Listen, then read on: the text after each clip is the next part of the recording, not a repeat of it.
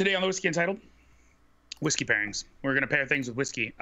Totally not prepared for the show. Obviously, I was not in town just a little while ago, and now here we are. So now that we're not ready for the show, yeah, I don't know what we're going to pair with whiskey. This is going to be an interesting show, so good luck and Godspeed.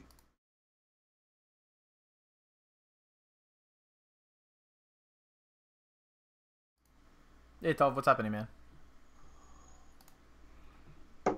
Oh, man. People already in the whatchamacallit. What's Hey, up? oh. What's happening? That's quick. Hey. Hi. People real quick on here. Look at that. Yeah, apparently. Hashtag apparently.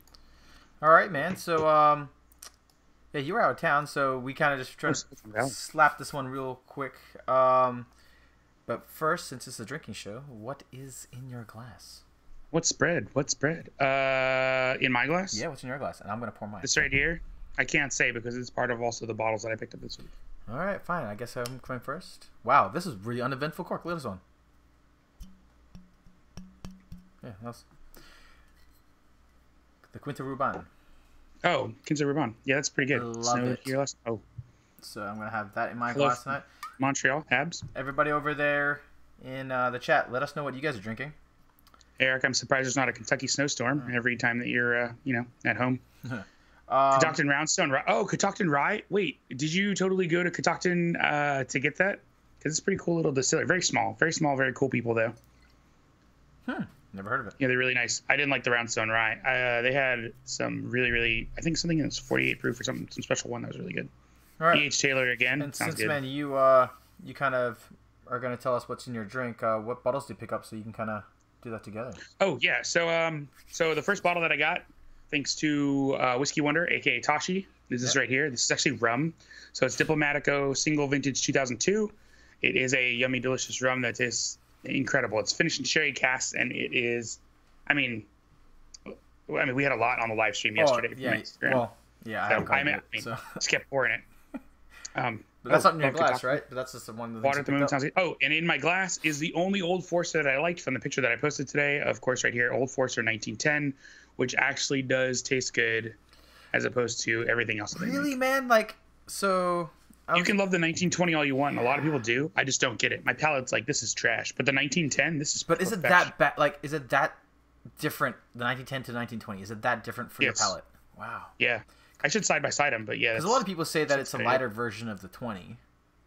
So there's similarities there, and that's what I'm wondering is if are you picking up those similarities, or there's no similarities at all with yours? So you know what? Just for you, I will side by side them. Maybe after the show, I'll go live on Instagram or something and side by side the two, because now I'm curious. Oh, now I also forgot that I told at least I have Whiskey that I'll be trying his Ben Riach too, so I might have to get that. Oh, Ben Riach. Balvenie 24, Christus. The peated rum Of course, cast. you're having Balvenie 24. You don't even know what you're having. You're sitting in Annapolis, and I have your affogato right here. So, yeah, no. So I know you're not drinking that. There you go. What else do you pick up, man? Ooh, Steve's drinking Balvenie 14. No, just these two bottles. So Diplomatico rum, which was more than enough, and the Old Forester 1910. So, all right, man. Totally So good stuff. I guess we can just jump straight into the topic, or yeah, let's do it. Yeah, no, I'm not prepared for today's topic. Side note. Don't worry about it. All right, so you had an amazing event on Friday. And oh yeah, that topic. So tell people about what you did first, and then kind of walk them through it while I find a glass. So in case you guys didn't know, on Friday I threw an event with I think you want some credit for this, Sturge Co., Vigilante Coffee, and Glenfiddich. We all worked together to throw a coffee and whiskey event, which was a really good time.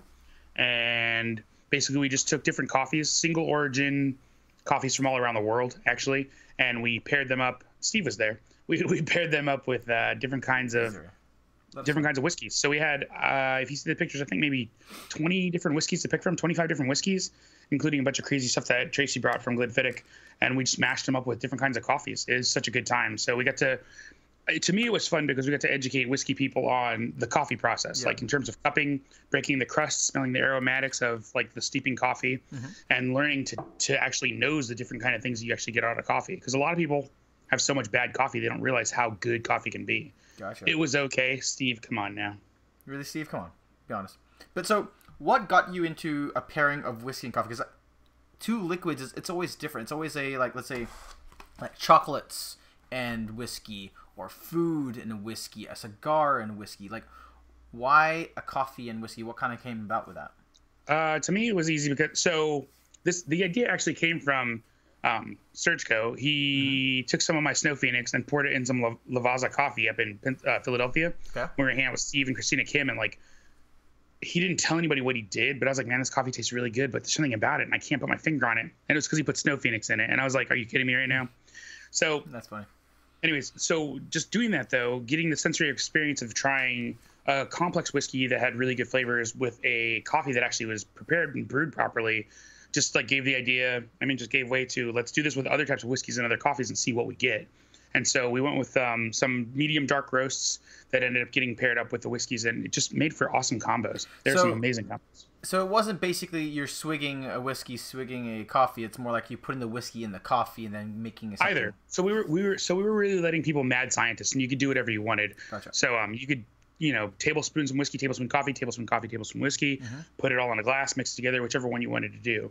But people don't realize that coffee is so distinct in its flavor set and profiles with the number of things you can get out of it, from like Ethiopian Yirgacheffe, and how you're going to get a bunch of like sweeter fruit flavors to go along with your darker earthy flavors. Yep. And then you're going to get like, I don't like Colombian and Brazilian coffee generally because a lot of them have like these overtones of citrus like notes that are almost like citrus zest that are really a turn off to me.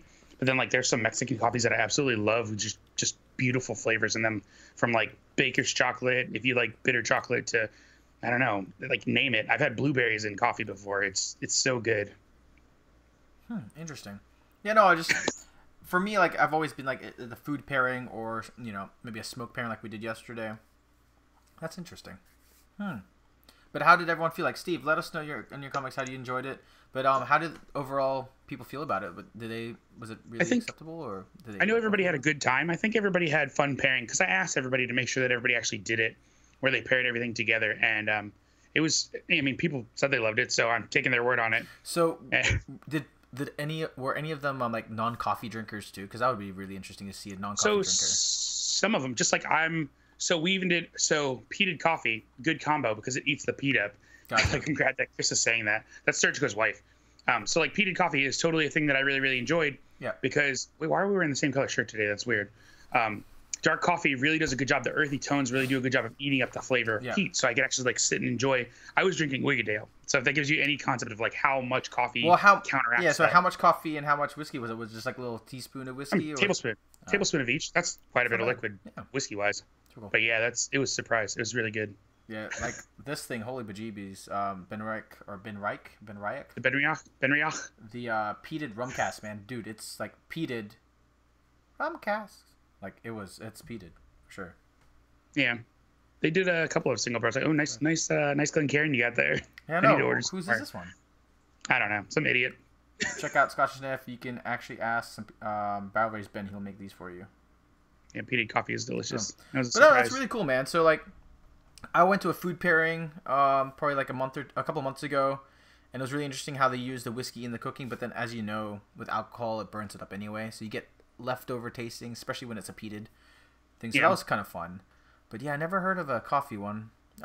Yesterday, I did an amazing pairing with a Connecticut cigar with the Hedonism, which I think maybe we should start doing a lot more when we do our Monday streams. If you're interested in that, it was really fun just trying it. For everybody who wasn't on Instagram yesterday, we were literally on there for like 2.5 hours. It was just really good to get our minds off of stuff. It was fun. And it was cold as F. Just FYI. Oh, whiskey in the six. So it wasn't peated coffee so much as it was peated whiskey with coffee. Yep. And the combo is just fantastic. Oh, yeah, and yeah, I have to agree with Lens Bay. Hedonism's legit. Hedonism's awesome.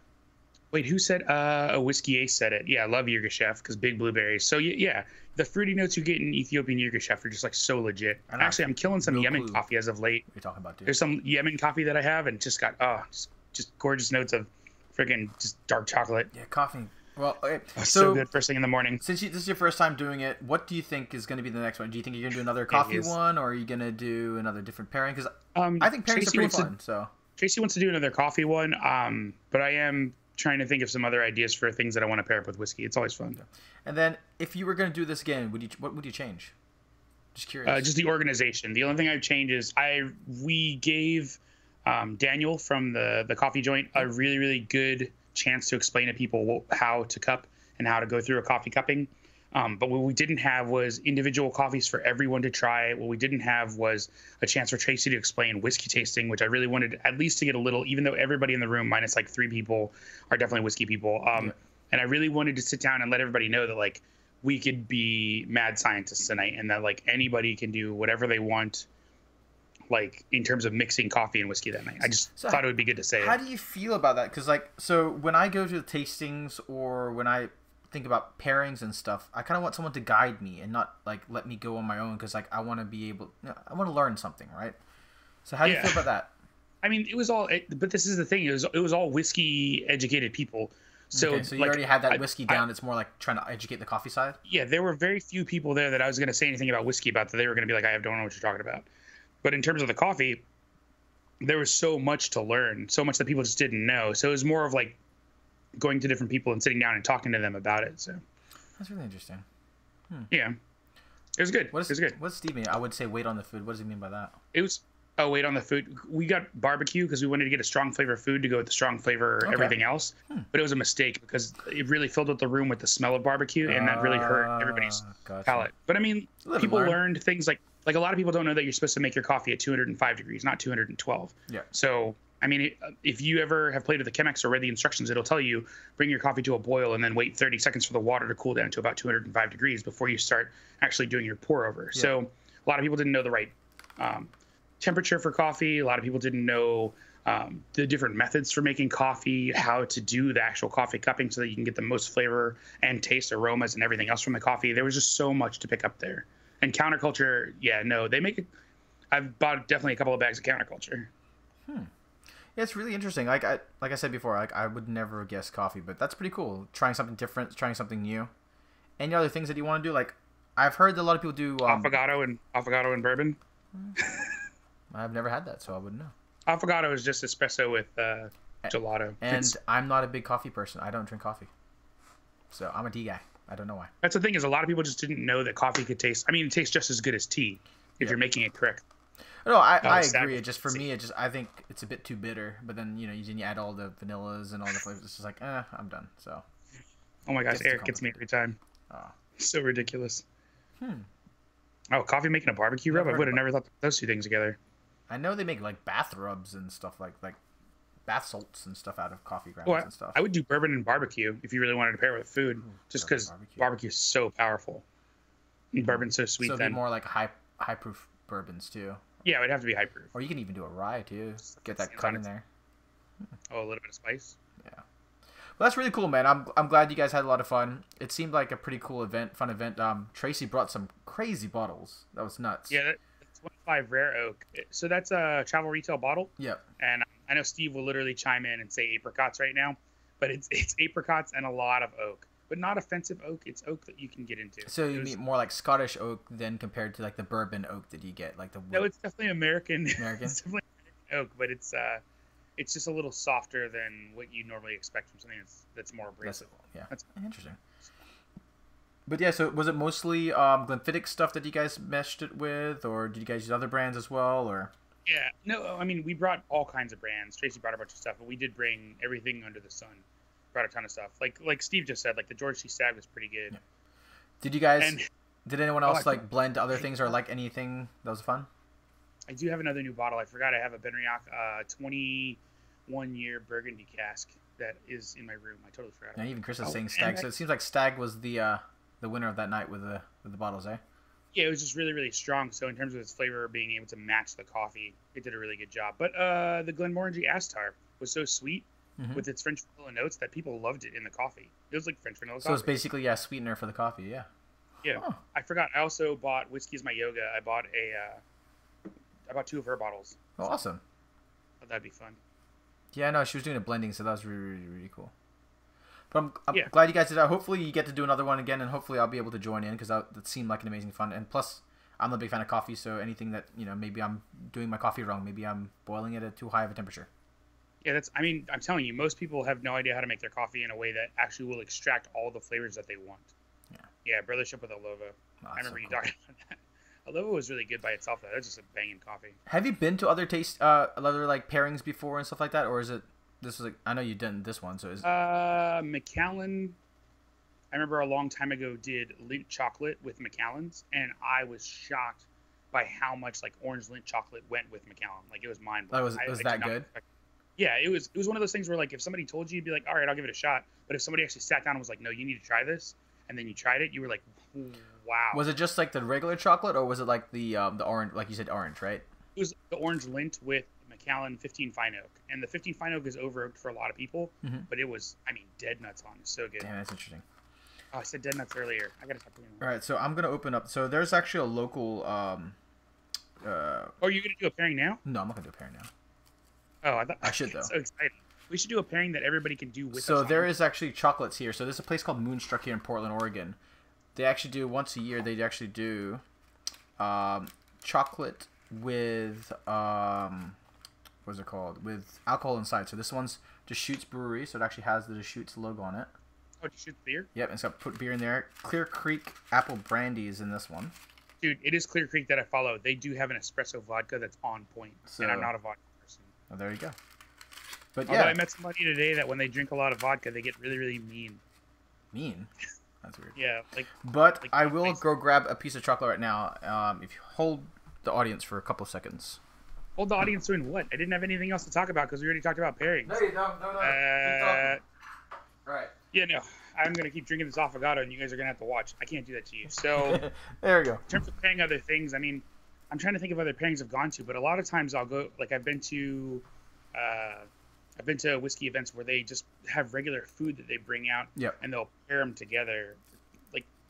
Like Glenmorangie, they paired together the craziest Glenmos with foie gras. Like they paired them together with incredible chocolate tarts. Like it seems like it's like a ongoing theme, right? It's like coffee flavors, chocolate flavors going really like dark, rich flavors going well with whiskey. It seems like that. Like even with cigars, right? Some of them have darker, richer flavors. It kind of pairs well. Yeah, so I don't know why that is. Yeah, they just need something to stand up to the alcohol, probably. So I was lucky enough that a friend of mine from Oregon actually went to the Yamazaki distillery, and on their, I guess, storefront they had Yamazaki 12 in chocolates. And this, the chocolate's just gonna taste like bubblegum flowers and chocolate. It is amazing, dude. It is like the sweetest chocolate I ever had, and you're right, you do get like bubblegummy notes. Yeah, that's the Yamazaki 12. People are paying $120 for. So you can flowers. Watch me enjoy this, but people are literally paying $120 for bottles of Yamazaki 12, and it just tastes like flowers and bubblegum. It's not like this mind-blowing. Oh my gosh, it's so ridiculously complex. It's just Japanese. But how cool would this be if you could actually go to your favorite distillery and get like this stuff all the time? Oh, I mean, you can go to the Macallan distillery, get Macallan ice cream, Macallan chocolates. What? Like there's so much. Yeah. Glenfiddich does their own chocolates. Almost all these distilleries, when you're in Scotland, have Macallan has ice cream, like right in the fridge.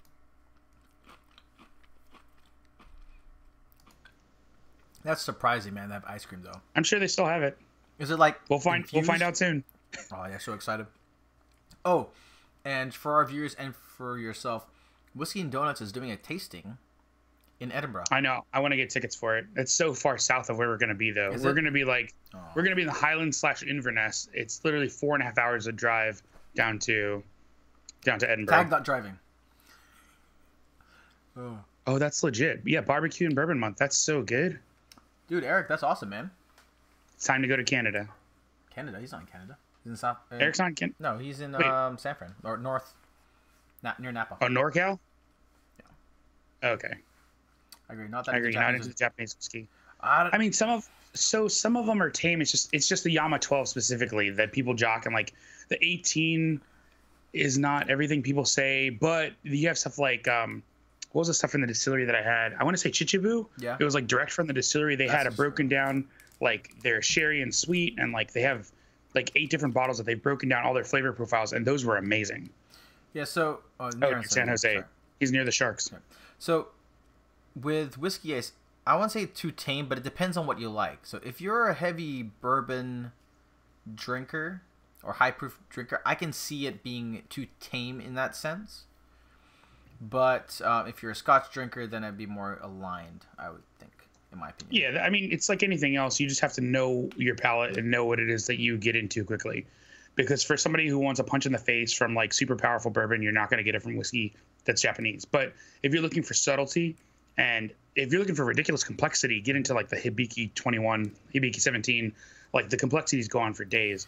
Yeah, but, and they're not crazy complexities either. They're light complexities, so it takes time.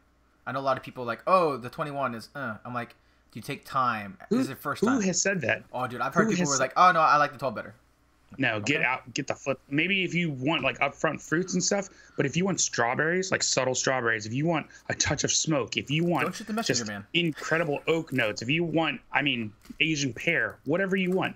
There's Hibiki 21 it feels like it has everything in it. Oh my gosh. Calm down. You just need more subtlety in your palate, and I promise the Hibiki 21 is. Don't shoot the messenger, man. Out. Damn. For a border wall. Yeah. Go Habs. I could see that. What? To fund a border wall to keep Americans out of Canada? We don't want to come to Canada. All right. All you guys do is apologize and say you're sorry. You sorry? Sorry. Yes. The hype, get out of here. The hype and the price is much. Back when it wasn't hyped, the prices were, I think, reasonable. Just to be honest. Yeah, I bought my first bottle of Yamazaki 12 for $60. It was like $59, $58. Yeah, and it was normal. The last time I bought mine, they were all like $80, $90. So that's too much. Don't be sad, Habs. It's all right. Oh. I like the Mounties. You guys ride mooses and you speak of the Frenchies. It's all good. That'd be funny though, seeing a guy just routine. With a bunch of rye riding a freaking moose. Looking for smoky afterbirth. I don't know if we can find that in a whiskey. Hakushu 12 maybe. Ugh. Actually, you know what? Oh my gosh, Smoky Afterbirth would be a great name for an Ardbeg, because that sounds legit. That does sound like an Ardbeg like special edition. That sounds like a good like April 1st joke from Ardbeg. The new Smoky Afterbirth. Yeah. But so to be honest, I think if I would ever want to do like a whiskey pairing, I think it'd be chocolates, man. I think it's so accessible to people, and plus, like, especially with a lot of beginner whiskey drinkers that don't want to have that burn. Yeah. That's in my opinion. Most people like chocolate, so it's easy to get into that. But. Or maybe if we do a Vegas thing, why don't we do that, man? Do some tastings, try to find some chocolatiers, or try to find some or barbecue places. The problem is mooses. It's moosin.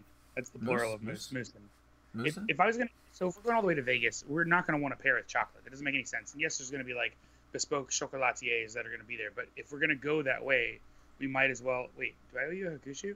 Don't you owe me a bottle? If we were gonna go that way to Vegas, we might as well have it paired up with just gorgeous food.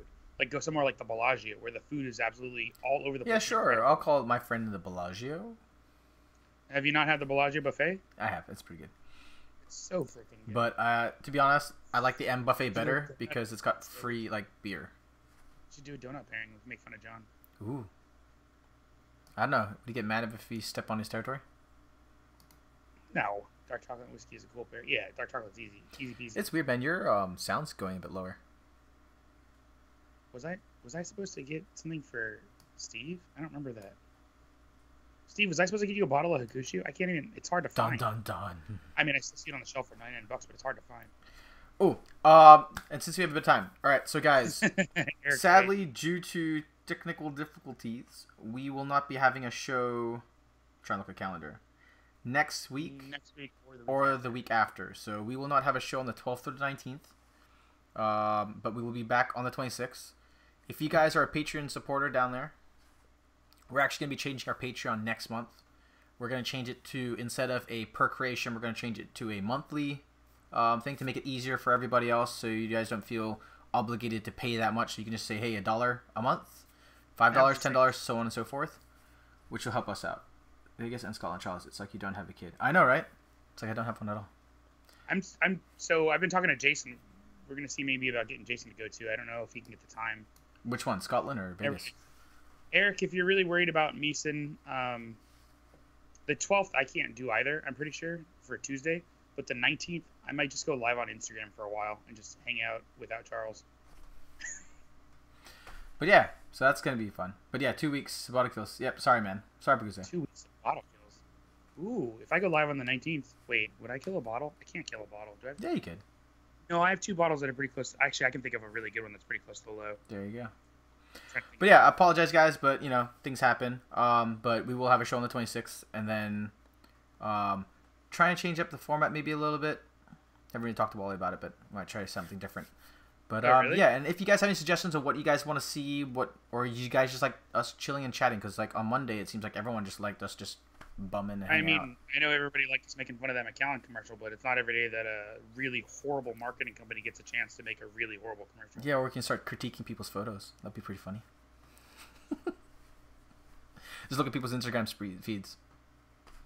But there's a bunch of other things that we think we can we'll be talking about. So yeah, Steve, I might do it on the 19th, maybe the 12th. I don't know.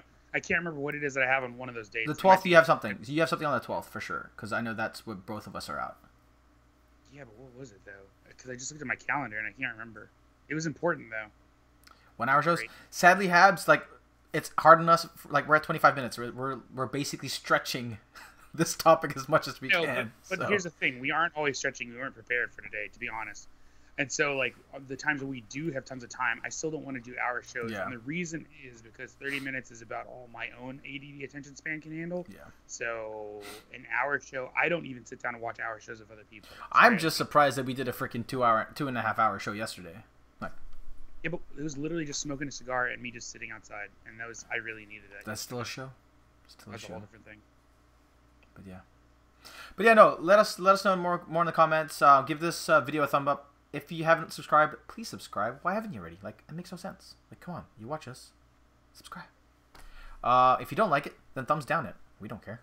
It's unlike we Don't look at it thumbs anyway. down it. Thumbs up it so we can lift higher in the algorithms. Algorithms Winnie is the Pooh shit. style. What is Winnie the Pooh style? I pretend that Charles is imaginary, and that my name is Christopher Robin. Who am I then? Pooh or Tigger? Piglet?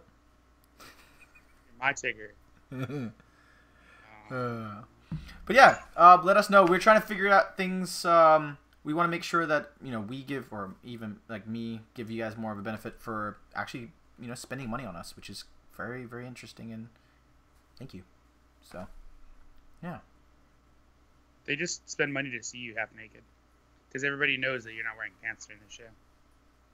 How did you know? Suntai. All right, guys. I'm surprised.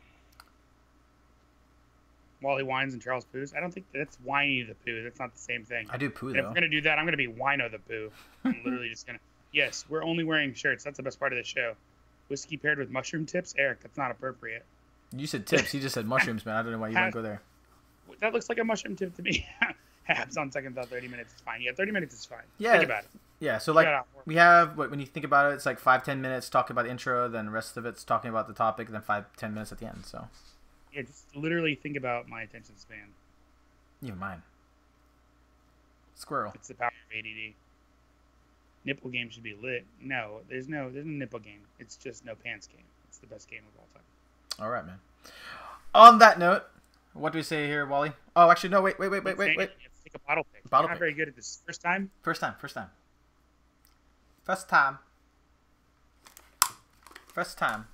Eric, we're just. Whoa, shit. There you go. There's rum. Can you see the Scotch and Sniff logo? There you go. Like that. Ooh. Tomatico. Ooh.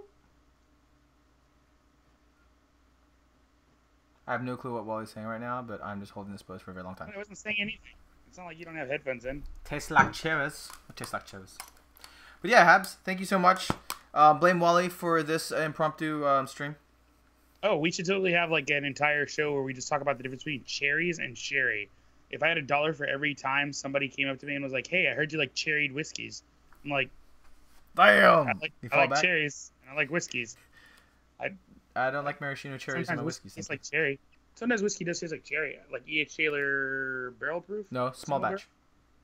Single barrel. I can't stand the small batch. Single barrel. A lot of people like small batch is like a cheap version of the single barrel. I'm like, the small batch tastes like crap. Single barrel's good. On that note, what do you say, bud?